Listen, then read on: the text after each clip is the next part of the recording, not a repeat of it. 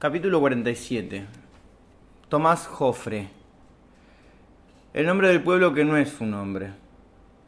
Largos túneles de caña a lo largo de los 10 kilómetros que separan la estación Altamira hasta la estación Tomás Jofre nos cubren del sol, de la tierra, nos roban las palabras, nos atrapan las miradas.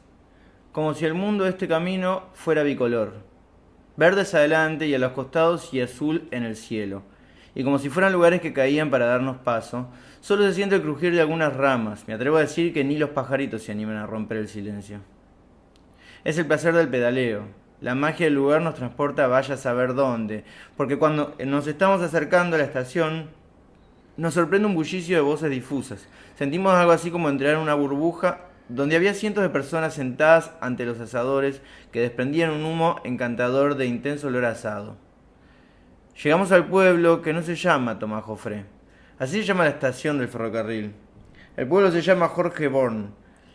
Calles de tierra y una antigua arquitectura. El lugar solo tiene 150 habitantes permanentes, pero los fines de semana son miles en sus calles desde que se convirtió en un polo gastronómico de campo con más de una veintena de restaurantes y parrillas. Y prevaleciendo los tenedores libres. Una de ellas se destaca por tener en su puerta la vieja expendedora de combustible de YPF. Este pueblo se empeñó en tener una capilla. Lo intentaron 5 veces de 1930 y ese anhelo fue pasando de generación en generación, se fue heredando. Y a medida que pasaba el tiempo, la aspiración de tener un templo se hacía carne en sus habitantes. Toda comunidad se iba involucrando, aunque distintas circunstancias trababan su concreción.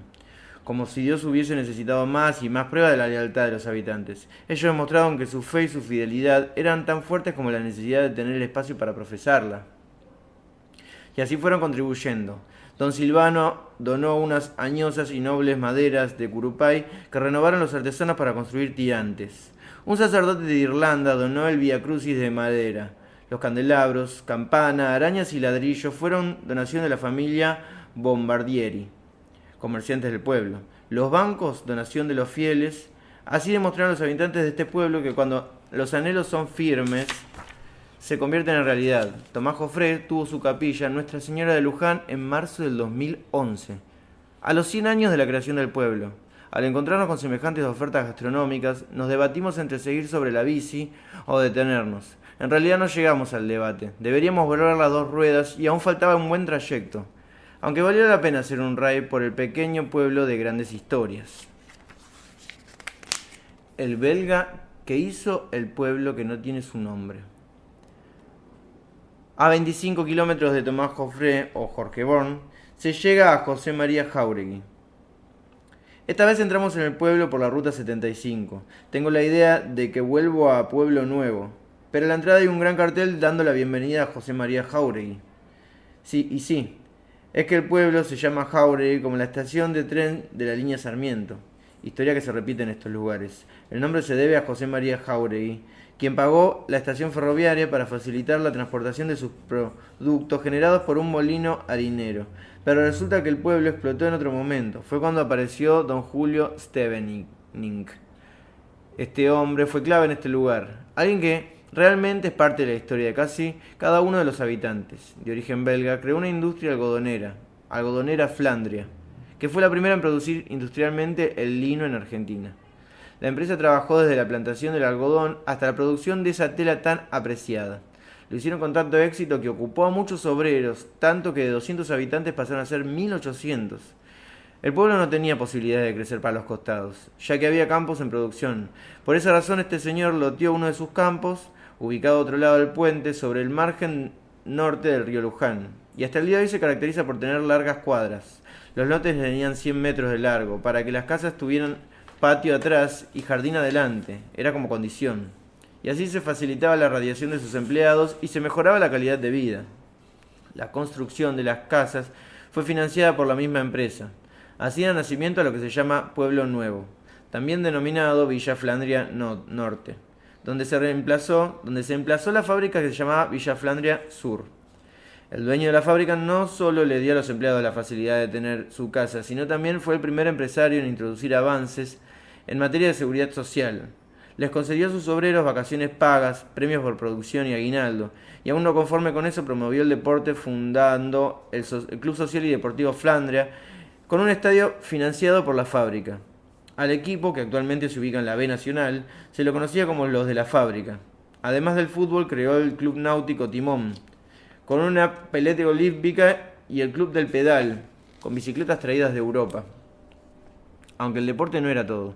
También hizo escuelas, salas de primeros auxilios, calles y una banda de música muy importante que existe hasta hoy. Rerum Novarum. Y es orgulloso del pueblo. Un grupo de scouts e infinidades de pequeñas y grandes obras, siempre con el dinero de la fábrica. Don Julio era realmente un empresario que velaba por el bienestar físico y espiritual de los empleados. Tuvo 16 hijos con María Alicia Gonet, en una gran casona de 16 habitaciones, Villa Elena, que actualmente solo se alquila para eventos. Me escribe una de sus hijas y me cuenta: mirá, soy la número 7 de los 16 hermanos. Mamá nos puso números porque se confundía siempre con los nombres. Quedamos yo y 3 menores. Pero la única que está en contacto siempre con Flandria soy yo. Sigo sintiendo que todos juntos formamos una gran familia. Siempre me envían el telar y miro lo que hacen feliz. Feliz que sigan adelante siempre. Pienso que mis padres desde el cielo estarían felices. Flandria es realmente un ejemplo único, no solo en Argentina, sino para todos aquellos que la conocieran. Te cuento que ando por los 90 pirulos y ya no estoy yendo, porque me canso mucho. Cuando empezó la pandemia decidí trabajar fuerte haciendo ropa de abrigo para tanta gente necesitada. Y sigo averiguando lo último en medicina, psicología, tecnología y política. En cuanto a la casa, Villa Elena solo se usa para eventos especiales y locaciones de película. Nadie de la familia vive ya allí. Me alegra tener contacto con una parte de Don Julio. Siento un desborde de admiración por esta mujer, quien tiene bien aprendida y heredada la bondad de su padre. Me pregunto, ¿cuántos Don Julio hubieron? ¿Cuántos Cecilia hay en nuestro país? Así internados en tantas historias pudimos dar una vuelta en la pista de ciclismo ubicada en San Martín y Tejedores, velódromo que estuvo a punto de ser expropiado y desaparecer. Cae la tarde y luego de 85 kilómetros y muchas historias desarmamos las bicis, nos despedimos hasta la próxima rodada. Felices de descubrir y compartir.